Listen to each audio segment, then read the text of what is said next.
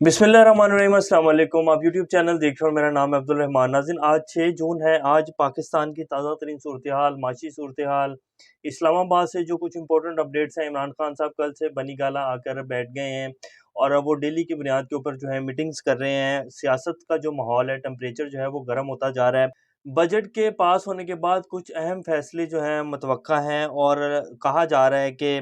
मुल्क जो है इलेक्शंस की तरफ चले जाएगा। और फिर इसके साथ-साथ कल जो है इंडिया की जो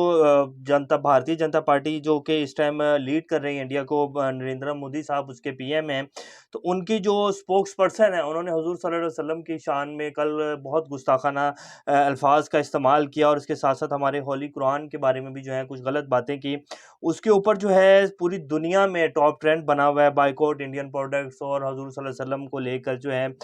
पूरी दुनिया और ख़ास तौर पर अरब ममालिक जो हैं इस दफ़ा वो सबसे ऊपर हैं और सबसे बारी ले गए हैं। मैं तो यही कहूँगा जी, आज से पहले जब भी हुज़ूर सल्लल्लाहु अलैहि वसल्लम की शान में गुस्ताखी हुई है तो मुसलमानों का लाज़मी मुसलमान जो हैं वो इस चीज़ के ऊपर एहतजाज करते हैं, लेकिन अरब जो हैं वो इंडिया को लेकर जो है इतना आगे जाएँगे और इस तरह का जो है बायकॉट करेंगे इंडिया का। ये पहली दफ़ा हुआ और इस दफ़ा अरब मुसलमान जो हैं, अरब लीडर्स ख़ास तौर पर वो इस सब में जो है पहले नंबर पर हैं। आपको ये सारी तफ़सीलात आज आपके सामने रखेंगे और इसके साथ-साथ जो नवीन जिंदाल हैं, जो कि नवाज़ शरीफ साहब के बिज़नेस पार्टनर भी हैं और जिंदाल फैमिली वही है जिनको बगैर वीज़ा के जो है जिंदाल साहब को मरी में बुलाया जाता है और नवाज़ शरीफ साहब तब वज़ीर-ए-आज़म थे। तो वो भी इसमें शामिल हैं, इस सब में ये जो कुछ भी हुआ है, उनको भी बीजेपी ने जो है अपनी पार्टी की जो रुकनियत है उनकी मुअत्तल कर दी है और उनको भी साइड पे कर दिया है। तो ये सारी अपडेट्स आज आपको देंगे। और कल रात को जो है गवर्नर स्टेट बैंक, जो कि इस टाइम कायम मकाम गवर्नर है पाकिस्तान के स्टेट बैंक के, उन्होंने इंटरव्यू में जो है बताया कि इमरान खान साहब की जो माशी पॉलिसियाँ थी वो किस तरह बेहतर थी और अब वो जितने भी हमारे मीडिया में कुछ शुरफे बैठे हुए हैं जो सिर्फ इस टाइम या तो मलिक रियाज की ऑडियो कॉल को डिस्कस कर रहे हैं या वो ये कह रहे हैं कि जी ये हुकूमत जो है इन्होंने महंगाई की है। बिल्कुल लाइट लाइट सा जो है वो धीमी आंच के ऊपर आप जिसे कहेंगे कि वो इस टाइम शो कर रहे हैं बैठे हुए, उन्हें ये सारी चीज़ें जो है नज़र नहीं आ रही। और कल से जो है पाकिस्तान में भी हुज़ूर सल्लल्लाहु अलैहि वसल्लम की शान में गुस्ताखी हुई तो शहबाज शरीफ साहब ने सिर्फ एक ट्वीट किया और बाकी भी जितनी हमारी मजहबी जमातें हैं जिनमें तहरीक लब्बैक पाकिस्तान, जो कि इस मामले को लेकर और हुज़ूर सल्लल्लाहु अलैहि वसल्लम की शान में गुस्ताखी को लेकर हमेशा सर फ़हरिस्त रही है और उन्होंने बहुत सारी रैलियाँ और जुलूस निकाले। तो कल से उनका भी कोई इसके ऊपर मौक़िफ़ नहीं आया, ना ही उन्होंने कहा कि जी हम जुलूस निकालेंगे, ना ही रैलियाँ निकालने का उन्होंने बात की। तो हमारी जितनी ये मजहबी जमातें हैं ये खामोश क्यों हैं? ये सारी तफ़सीलात आज आपको देंगे। इससे पहले अगर आप लोगों ने चैनल को सब्सक्राइब नहीं किया तो रेड बटन को प्रेस कर लें और बेल आइकॉन को प्रेस कर लें ताकि लेटेस्ट अपडेट्स आप लोगों को मिलती रहें और ये जो हमारा ताल्लुक है ऐसे ही जुड़ा रहे। सबसे पहले आपको बता देते हैं कि ये जो इनकी बीजेपी की जो रहनुमा है, स्पोक्स पर्सन है, नेशनल स्पोक्स पर्सन है, वो इस तरह का बयान मेरा तो नहीं ख्याल है कि वो अपनी ज़ाती राय को जो है इस तरह इतना बड़ा बयान देंगी और इस तरह जो है उन्हें पता है कि इंडिया में 20 करोड़ से ज़ायद मुसलमान रहते हैं और वो इस तरह का इंतहाई जो है वो कदम उठाएँगी और इस तरह का बयान देंगी, हुज़ूर सल्लल्लाहु अलैहि वसल्लम की शान में गुस्ताखी करेंगी। ये उनकी तस्वीर भी आपकी स्क्रीन के ऊपर चला देते हैं। ये नूपुर शर्मा हैं, जो कि नेशनल स्पोक्स पर्सन है बीजेपी की, और इन्होंने अटैक किया हुज़ूर सल्लल्लाहु अलैहि वसल्लम की शान में गुस्ताखी किया और मैं अब आपको वो अल्फाज नहीं बताऊँगा। बहुत यानी कि गुस्ताखी की है और हमारी कुरान जो है उसके बारे में भी बड़े गलत अल्फाज का इन्होंने इस्तेमाल किया। तो उसके बाद फिर जो है पूरे दुनिया में मुसलमान जो हैं उन्होंने इसको बायकॉट किया और बैनुल-अक़वामी मीडिया की रिपोर्ट्स के मुताबिक सऊदी अरब, बहरीन, कुवैत, यूएई सब ममालिक जितने भी हैं, इन सब ने इनके बड़े-बड़े जो सुपर स्टोर्स हैं उनमें इंडियन जो प्रोडक्ट्स हैं उनको जो है बंद कर दिया और उनकी जो सेल थी उसको रोक दिया गया और इस तरह का जो है बायकॉट कर रहे हैं। और इसके साथ-साथ एहतजाजन जो है जितने भी ये अरब ममालिक हैं इन्होंने तो कहा कि जी इंडिया जो है इसके ऊपर अपनी माफ़ी मांगी हम सबसे मुसलमानों से, और इंडिया ने इसके ऊपर जो इंतहाई कदम उठाया वो ये किया है कि जो उन्होंने नूपुर शर्मा को हटा दिया है स्पोक्स पर्सन की जो उनके पास एक कानूनी सीट थी उससे भी हटा दिया और इसके साथ साथ नवीन जंदाल जो हैं उनको भी जो है फारिग कर दिया। वो भी आगे चलकर आपको तफसील बताएंगे। और नवीद जिंदाल कौन है, उनकी तस्वीर भी आपको दिखाएंगे, जो कि नवाज शरीफ साहब के साथ है, पूरी फैमिली के साथ है, जब वो आए थे यहाँ। और वो तस्वीर भी आपके सामने रखेंगे। लेकिन हमारे मुल्क में जो है इस टाइम हमारे जो प्राइम मिनिस्टर हैं शहबाज शरीफ साहब, उन्होंने ट्वीट किया कि जी हम इंडिया ने ये जो हमारे हजूर सल्लल्लाहु अलैहि वसल्लम की शान में गुस्ताखी की, हम इसको कंडेम करते हैं। लेकिन क्या ये बयान नहीं आना चाहिए था शहबाज शरीफ साहब का? और हमारी जो हुक्मरान जमात हैं, ख़ास तौर पर सारी जमातों ने मिलकर जो हुकूमत बनाई है, अब इसमें मजहबी जमातें भी उनके ऊपर भी बात करेंगे। लेकिन क्या इन सब लोगों को ये नहीं कहना चाहिए था कि जी हम इंडिया से सफारती ताल्लुकात ख़त्म करते हैं? अगर सफारती ताल्लुकात ख़त्म नहीं भी करने, तो ये जो इस हुकूमत ने आके जो कि पहले ये कहते थे, और इस चीज़ को बहुत इन्होंने ढोल बजाया है कि जी इमरान खान ने कश्मीर का सौदा कर दिया। इमरान खान जब ट्रंप से मिल के आया था, तो उसके बाद ही जो है इंडिया ने मकबूजा कश्मीर की जो हैसियत थी उसको ख़त्म किया। तो इमरान खान ने कश्मीर का सौदा किया। तो अब आते ही इन लोगों ने, आपको याद होगा या शायद नहीं पता, इन्होंने इंडिया से तजारत का जो है वो सिलसिला शुरू किया और कमर ज़मान कायरा साहब को ये सारी जिम्मेदारियां सौंपी। तो अब इनको यही कह देना चाहिए कि जी जो हमने फैसला किया था इंडिया के साथ तजारत करने का, वो हम ख़त्म करें। जब तक इंडिया हमसे, पूरे मुसलमानों से जो है माफ़ी नहीं मांगता और ये नहीं कहता, हमें रिटर्न में नहीं देता कि जी हम आइंदा इस चीज़ का ख्याल रखेंगे और मुसलमानों के जो नबी हैं प्यारे मोहम्मद सल्लल्लाहु अलैहि वसल्लम, उनकी शान में गुस्ताखी जो है कभी भी नहीं की जाएगी। तो उसके ऊपर तो अभी तक कुछ भी नहीं किया। बहरहाल एक जो है ट्वीट कर दिया गया हमारे शहबाज शरीफ साहब की तरफ से, मौलाना फजलुर रहमान साहब ने ट्वीट किया, लेकिन उनका ट्वीट जो है वो सबसे लास्ट में आया। हालांकि वो सबसे पहले उनको इस बात के ऊपर जो है अपना रद्दमल देना चाहिए था। और उन्हें बाकायदा उन्हें खुद कहना चाहिए था, क्योंकि वो हुकूमत का हिस्सा है, तो उन्हें कह देना चाहिए था कि जी हम इंडिया से सफारती ताल्लुकात भी ख़त्म करेंगे अपने, और इंडिया से तजारत का जो फैसला हमने किया था वो भी हम ख़त्म करेंगे। लेकिन अभी तक तो कोई ऐसा मामला जो है वो सामने नहीं है। शायद कल परसों तक आ जाए। हालांकि अरब जो कंट्रीज़ का जो रिएक्शन था वो फ़ौरन आया बाकायदा। ये वीडियो भी आपकी स्क्रीन के ऊपर चला देते हैं कि उन्होंने सुपर स्टोर्स में जितनी प्रोडक्ट्स थी उनको बैन कर दिया कि इंडिया की कोई भी प्रोडक्ट्स जो हैं वो अब अरब कंट्रीज़ में नहीं बिकेंगी, जब तक इंडिया माफ़ी नहीं मांगता अपने रवैये के ऊपर, और आइंदा इस बात को यकीनी नहीं बनाता कि जी आइंदा कभी भी इंडिया की तरफ से और हिंदुइज़्म की तरफ से कभी भी ऐसे बयानात जो हैं वो इंटरनेशनल लेवल के ऊपर नहीं दिए जाएंगे और हजूर सल्लल्लाहु अलैहि वसल्लम की शान में गुस्ताखी नहीं की जाएगी। तो अल्लाह करे हमारे भी जो लीडरान हैं और हमारी जो जमातें हैं उनको भी इस तरह का जो है वो अकल आ जाए, और वो कहें कि जी हम इंडिया के साथ तजारत नहीं रखेंगे और ना ही हम इंडिया के साथ सफारती ताल्लुकात बहाल करेंगे, जब तक इंडिया हमसे रिटर्न में माफ़ी नहीं मांगता और आगे से हमें यकीन दहानी नहीं करवाता कि ऐसा है जो अमल है दोबारा नहीं होगा। अब आपको बता देते हैं कि ये जो नवीद जंदाल साहब हैं, इनको भी जो है उनकी भी पार्टी रुकनीत मुअत्तल कर दी गई। ये तस्वीर भी आपकी स्क्रीन के ऊपर चल रही है। ये बीजेपी ने अपने तर्जुमान नूपुर शर्मा को मुअत्तल किया और पार्टी रहनुमा नवीद जंदाल को भी पार्टी से निकाल बाहर किया है। ये नवीद जंदाल साहब हैं जो कि इस तस्वीर में बिल्कुल लेफ़्ट साइड के ऊपर बैठे हुए हैं, और दूसरे जंदाल साहब जो हैं वो खड़े हुए हैं। तो ये दोनों भाई हैं और ये इनके नवाज शरीफ फैमिली के साथ ताल्लुकात हैं, और ये पहले आ भी चुके हैं और इनको बाकायदा बग़ैर वीज़े के जो है पाकिस्तान में बुलाया गया। ये एक मशहूर स्टोरी है, बाकायदा उस टाइम मीडिया में भी चली थी जब नवाज शरीफ साहब वज़ीर-ए-आज़म थे, लेकिन इसके ऊपर फिर उन्होंने कोई जवाब नहीं दिया था। बहरहाल इनके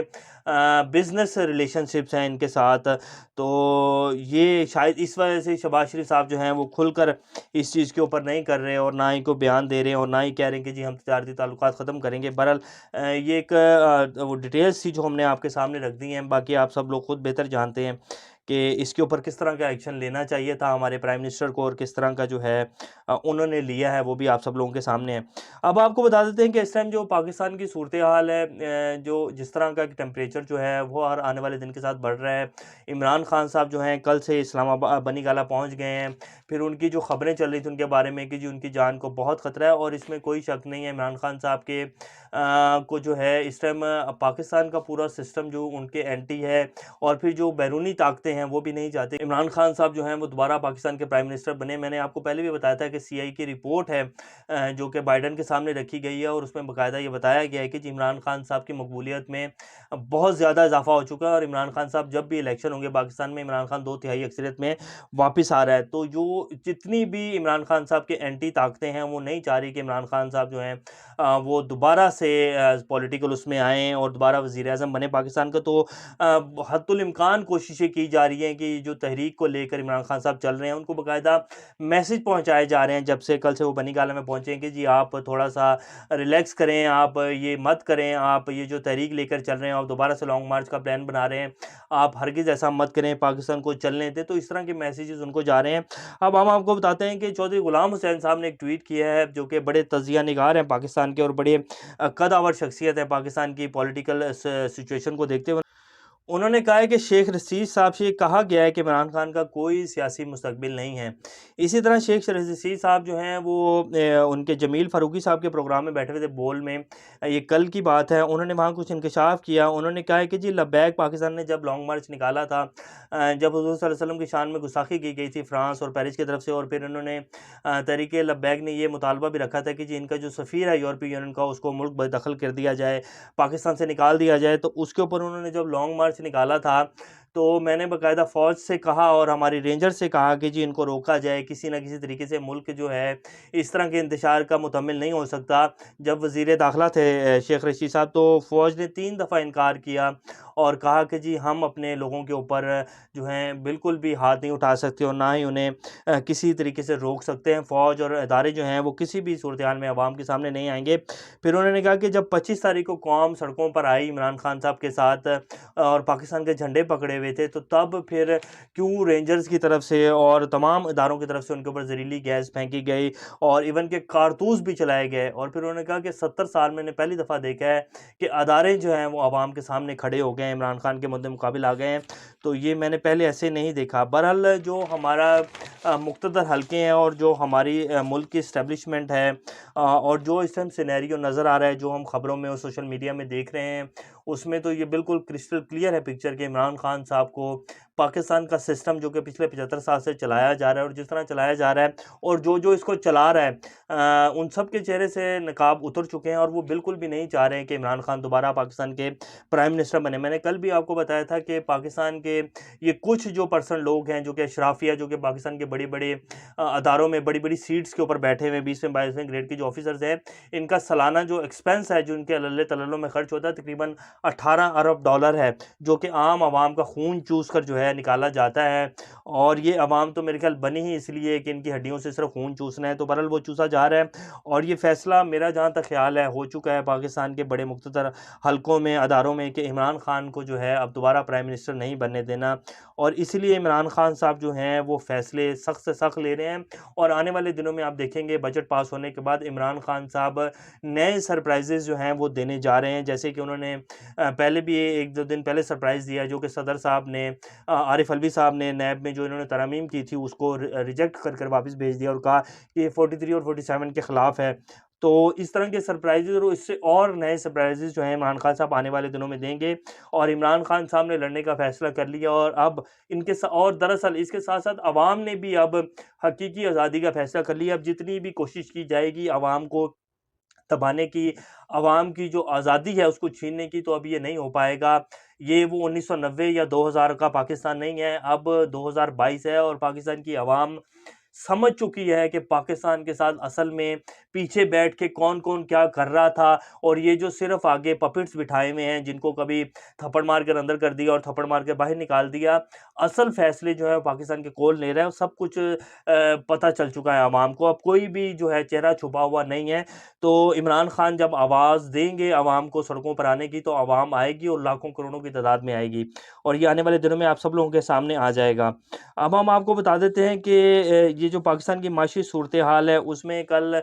स्टेट बैंक के जो गवर्नर हैं उन्होंने बैठ के बोला, उन्होंने बताया, जो कि कायम मकाम गवर्नर ने, ये भी कि नहीं रज़ा बाकिर अगर इंटरव्यू देते तो उसमें जो हमारे कुछ हुकूमती हलके हैं, जो कि इस टाइम की हुकूमत है, और फिर जो उनके कुछ जर्नलिस्ट बैठे होते हैं, वो उसको कह सकते थे कि ये 22 तज़िया जो है दे रहे हैं। लेकिन जो इस टाइम कायम मकाम गवर्नर हैं, उन्होंने ये बाकायदा इंटरव्यू में कहा कि पाकिस्तान की जो माशी हालत थी वो बहुत बेहतर थी। पाकिस्तान बहुत अच्छी जो है ग्रोथ कर रहा था, 6% ग्रोथ आनी थी अगर इमरान खान की हुकूमत चलती रहती। और